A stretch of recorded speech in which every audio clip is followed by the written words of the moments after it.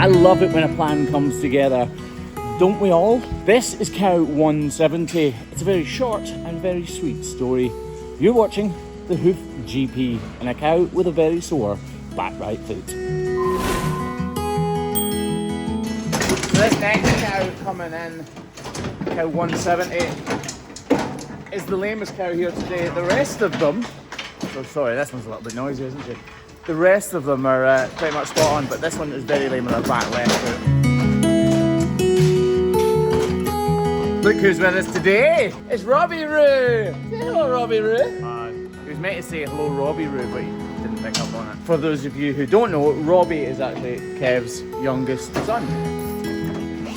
Just like this cow's front 2 feet, she is not lame on this back left foot in any way, but we're still going to trim it. We're going to routine trim it to make sure that both claws are balanced correctly, that there are no imperfections. Basically, we're trying to future-proof this cow's feet from going lame before we move on to the problematic claw.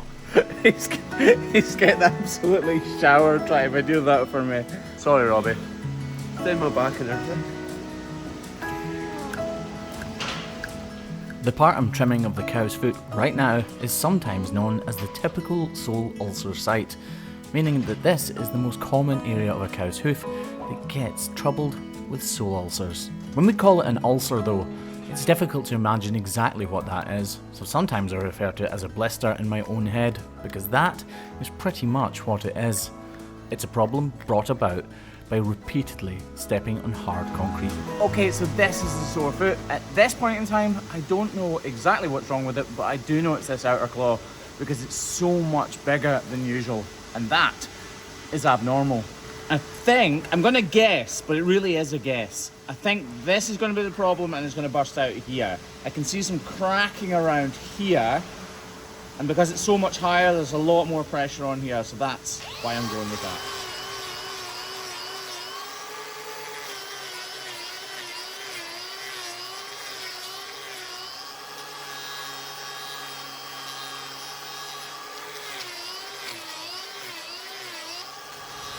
That is all the excess height gone already, believe it or not. It doesn't take that much of a weight difference to be really impactful on the sore claw and cause real problems. If we look at it from the side like this, you can see now that both feet are actually completely level, but clearly there's still a problem in that outer claw that we can see shining through the white sole of the hoof now. As I take this very first swipe of the knife, it reveals what we call a double sole. That happens when a problem has occurred with the cow's hoof and there is a break in the construction of the hoof horn. The layers are no longer connected. It allows dirt, debris and manure into that cavity, which then causes even more problems, and sometimes even more layers.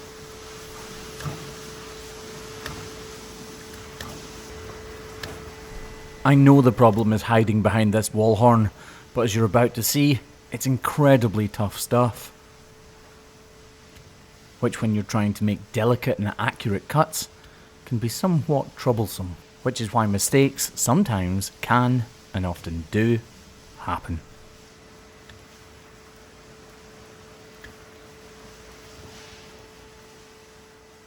What you can see poking out of that hole is corium. Corium that has been exposed to the elements and is rotting away. So clearly this is exactly where the problem is. And as I've said before, this hoof horn is translucent, so you can see all the way through. So we know all of this is going to need to come away because we can see the blackness of the hole and the dirt in behind.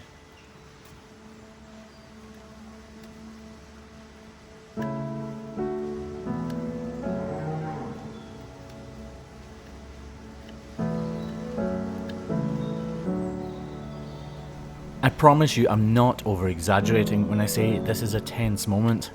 The dangers of slicing into the side of a cow's hoof like this cannot be understated. At any moment we could strike the corium and we'd have a fountain of claret, which is the absolute last thing us or the cow wants right now.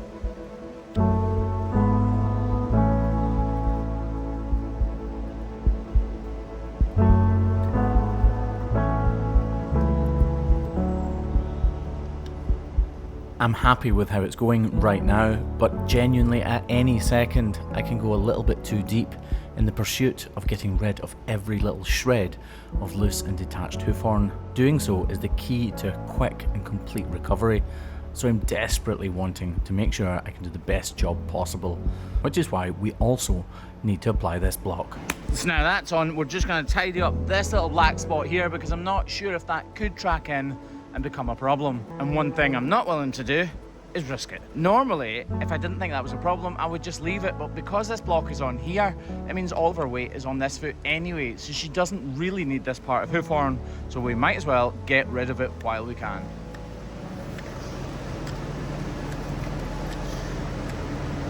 And look at that, as we trim it away, it just disappears to nothing anyway.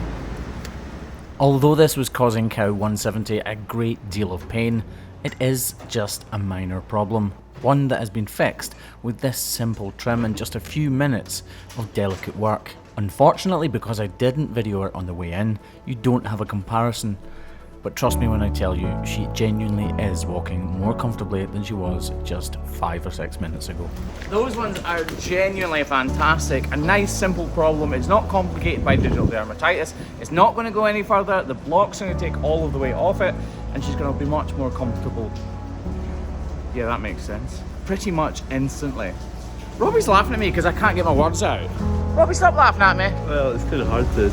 It's kind of hard to. Yeah, you're a bit daft. I think he means hard not to. See, you do the thing with the words too, Robbie. Oh, are you embarrassed? You embarrassed? Oh, he's embarrassed. Look!